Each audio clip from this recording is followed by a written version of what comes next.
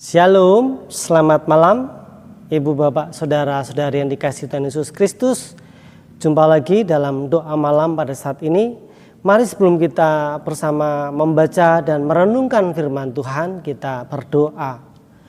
Kami bersyukur ya Tuhan untuk kehidupan sepanjang hari ini yang boleh kami lalui dari pagi, siang, sore hingga petang malam hari ini. Kami diberi Tuhan semangat, diberi Tuhan sukacita. Kami rindu Tuhan untuk mendengarkan sabda-Mu. Biarlah sabda-Mu menjadi pedoman dalam kehidupan kami. Di dalam nama Tuhan Yesus Kristus kami memohon. Amin. Mari kita bersama membaca firman Tuhan yang kita ambil dari kitab Mika pasal 7 ayat yang ke-18 sampai dengan 20. Kita akan merenungkan firman Tuhan dengan tema Tuhan pengasih dan penyayang umat-Nya. Mika 7 ayat 18 sampai 20 akan saya bacakan untuk kita. Siapakah Allah seperti Engkau yang mengampuni dosa dan yang memaafkan pelanggaran dari sisa-sisa miliknya sendiri, yang tidak bertahan dalam murkanya untuk seterusnya, melainkan berkenan kepada kasih setia. Biarlah Ia kembali menyayangi kita, menghapuskan kesalahan-kesalahan kita, dan melemparkan segala dosa kita ke dalam tubir-tubir laut. Kiranya Engkau menunjukkan setiamu kepada Yakub dan kasih-Mu kepada Abraham, seperti yang telah Kau janjikan dengan bersumpah kepada nenek moyang kami sejak zaman purbakala. Demikianlah sabda Tuhan. Berbahagia kita yang mendengar dan yang memelihara dalam hidup kita hari lepas hari. Ibu bapak saudara yang dikasihi Tuhan Yesus Kristus, tentu tidak ada yang menyangkal dan tidak akan menyanggah bila kita mengatakan bahwa Tuhan itu pengasih dan penyayang. Di mana kita bisa merasakan kasih sayang dari Tuhan. Ya, betul.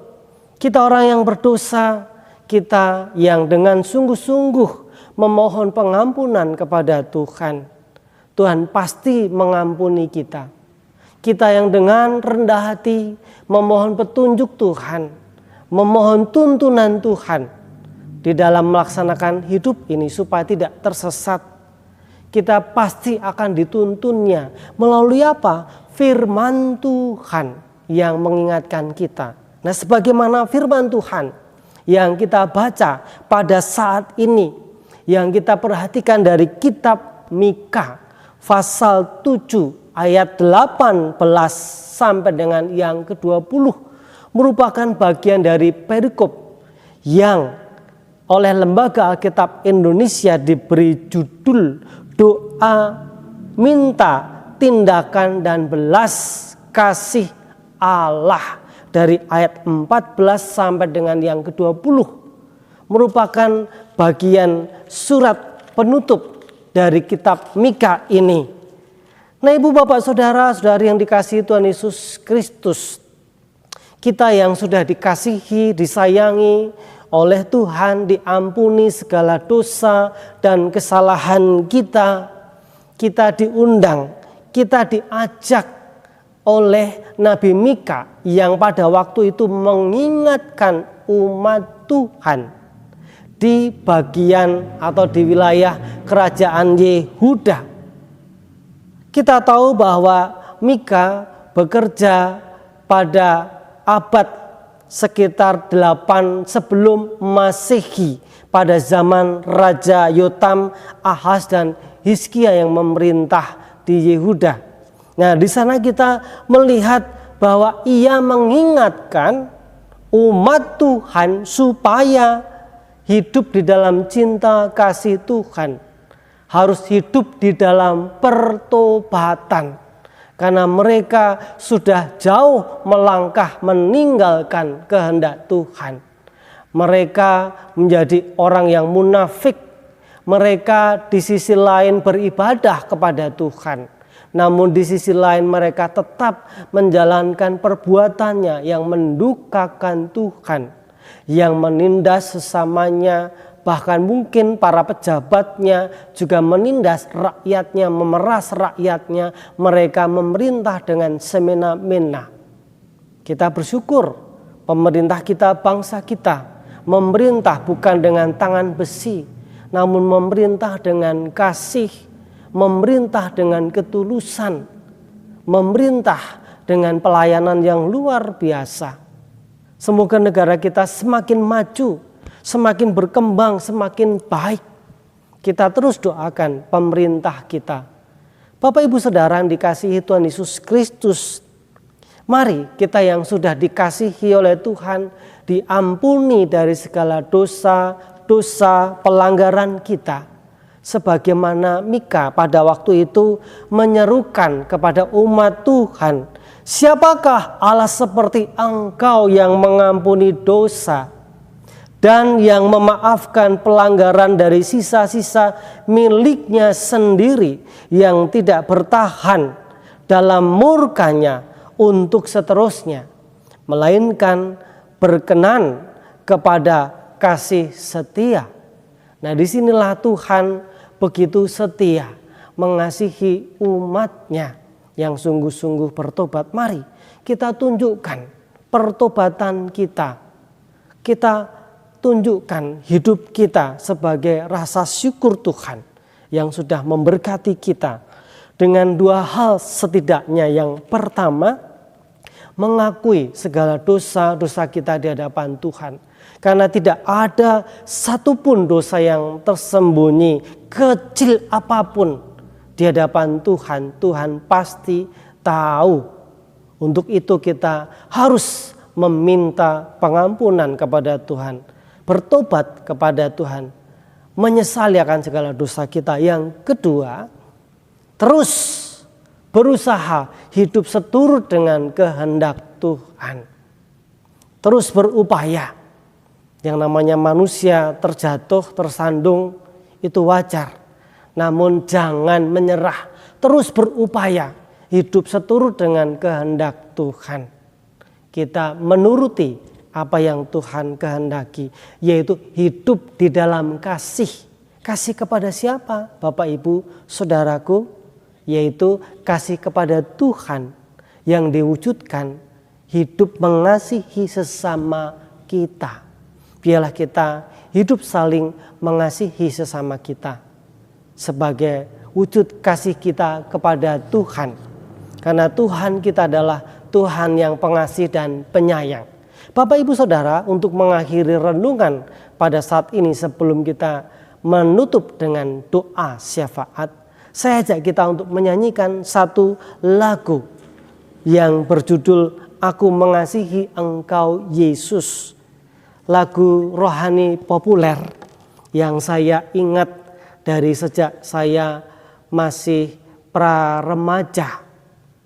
Di situ lagunya mengingatkan bahwa kita yang dikasihi oleh Tuhan juga harus mengasihi Tuhan, merenungkan firman-Nya setiap saat, siang dan malam.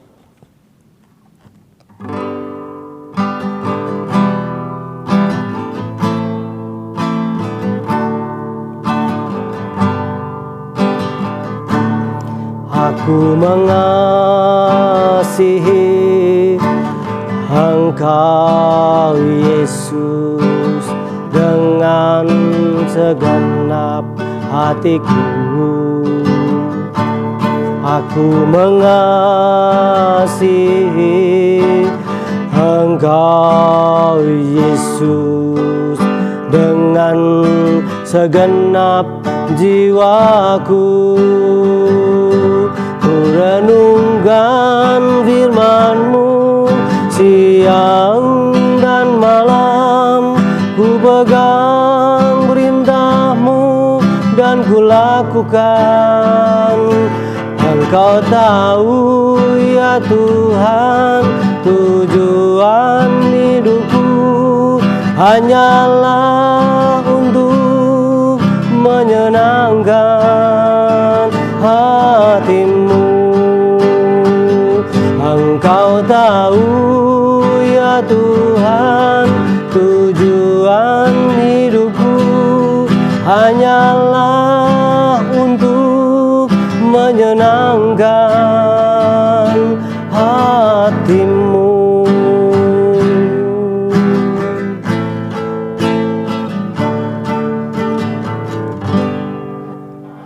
Mari Ibu, Bapak, Saudara yang dikasihi Tuhan Yesus Kristus, kita satukan hati di dalam doa syafaat.